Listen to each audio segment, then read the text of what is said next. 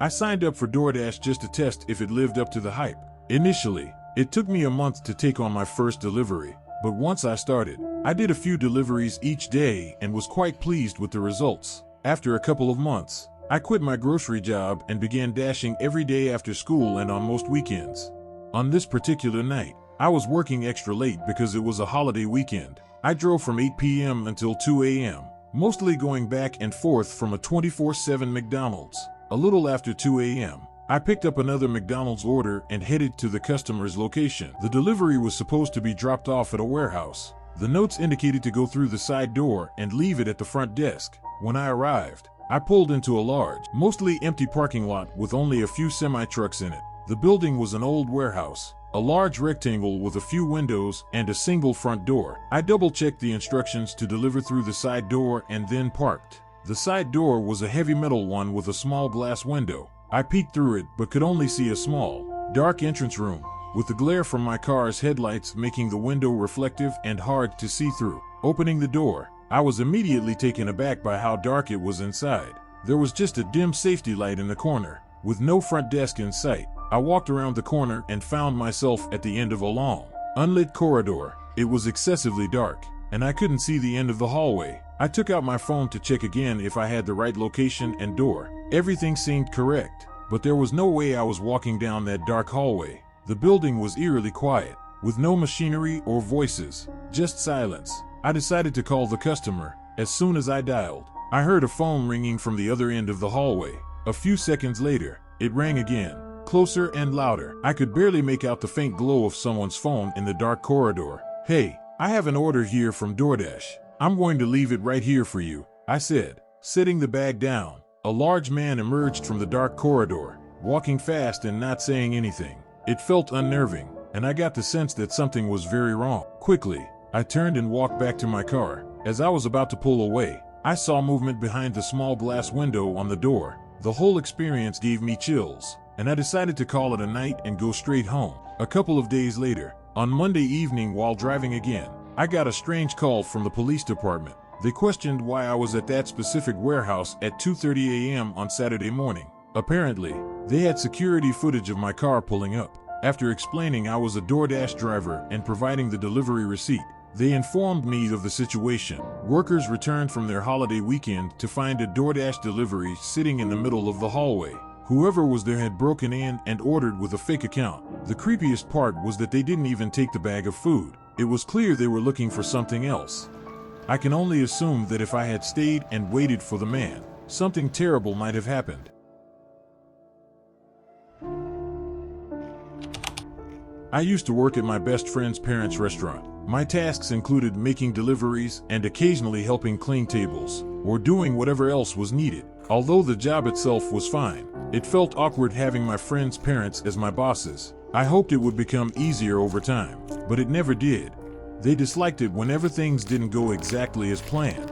They also scheduled me and my friend on different days, which defeated the whole purpose of me taking the job, to work with my friend. This incident happened during my third and final month working there. It was a typical evening that started with a few quick deliveries, but it really slowed down towards the latter part of the night. My friend's dad hated slow periods because I'd be standing around, waiting for orders, and he'd always be grumpy about it, even though it wasn't my fault. Around 8:30 p.m., an hour after my last delivery and with 30 minutes left on my shift, picked up a phone call. I overheard him say we could deliver. He made the food and handed me the bag to deliver, but when I looked up the address, it was 40 minutes away. I complained since my shift was over in 15 minutes, and this delivery would take nearly an hour and a half. He didn't care. I could tell he was just upset about me waiting around, which again wasn't my fault. After a brief argument, I did as he said. The address was 40 minutes away in our small town, and I had no idea where it was. By the time I was 2 minutes away, it was just before 10 p.m.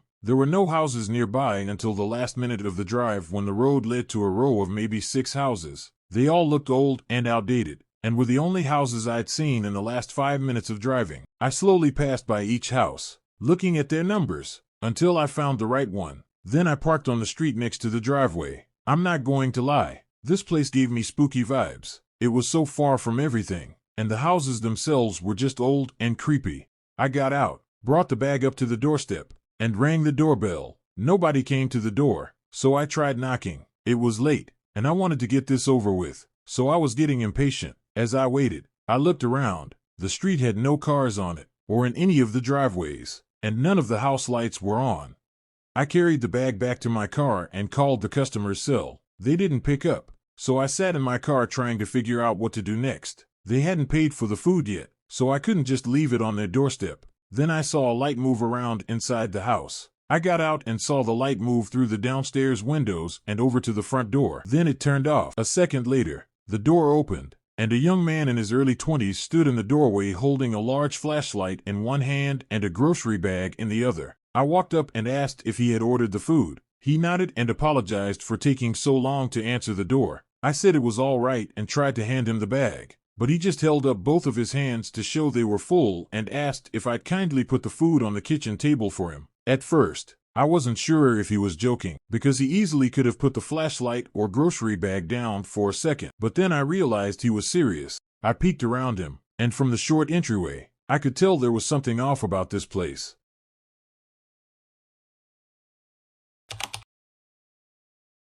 I was driving for Domino's pizza delivery. It was a slow night, so I was actually spending a decent amount of time inside the shop, waiting for orders to come in. Just after 10 p.m., a man walked in and came up to the counter. He looked like he was in his early 30s but was extremely sleep-deprived and maybe even drunk.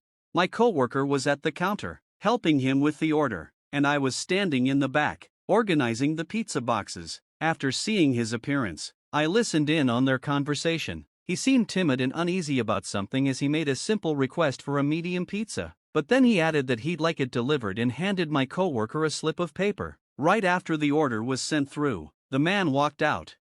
The paper just had an address written on it, but it was odd, who wouldn't remember their own address? Also, it's not every day that a customer comes into the shop to order for delivery to their house. Anyway, 10 minutes later, I boxed up the pizza and got on the road. It didn't take long for me to notice a strange car behind me. It was the only other car on the road, and they were constantly speeding up and slowing down, like they were having trouble staying at the same speed. When I saw them swerving, the first thing I thought was that they were drunk, and I remembered how the man at the shop looked drunk too. It seems stupid now, but at the time, I thought it was just a coincidence. When I got to the neighborhood, the car behind me pulled off to the side of the road and parked. 30 seconds later, I pulled into the driveway of what looked like any other house and stepped up to the front porch. I knocked, then knocked again, and after a couple of minutes of waiting, someone finally answered. It was a different man from the one who had ordered the pizza at the shop. "I have a Domino's delivery for Matthew," I said. The man stared at me with very wide open eyes, and I noticed he looked very similar to the other man, sleep-deprived and drunk. It took him a few seconds to respond. Yeah, of course, thank you," he said quietly, reaching out for the pizza. I gave it to him, and he looked like he was going to say something else but didn't. Just continued with his dull look. I then turned around and saw a guy in a hood jogging down the sidewalk, just 2 houses away, looking right at us. I quickly went back to my car, and the man at the door stepped out onto the porch like he was going to follow me. I got in and started backing out, but the guy in the hood went right behind my car to block me from leaving.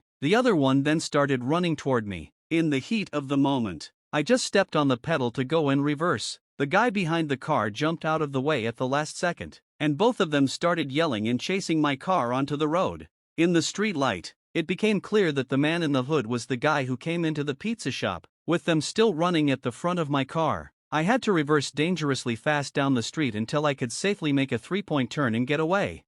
I called the cops, and within the hour, both men were arrested for attempted robbery. Their plan was clearly made while drunk, because they thought that by ordering at the shop, we somehow wouldn't think it was them because it was a delivery order, even though we had their name and address. It really made no sense, but according to the record, they had pulled multiple robberies before, and one of them resulted in the victim getting beaten up in a parking lot for no reason. 2 drunk guys running at me with bad intentions could have escalated into something horrible, but I was glad to have gotten away without any harm. Thankfully, they won't be able to do this to anyone else.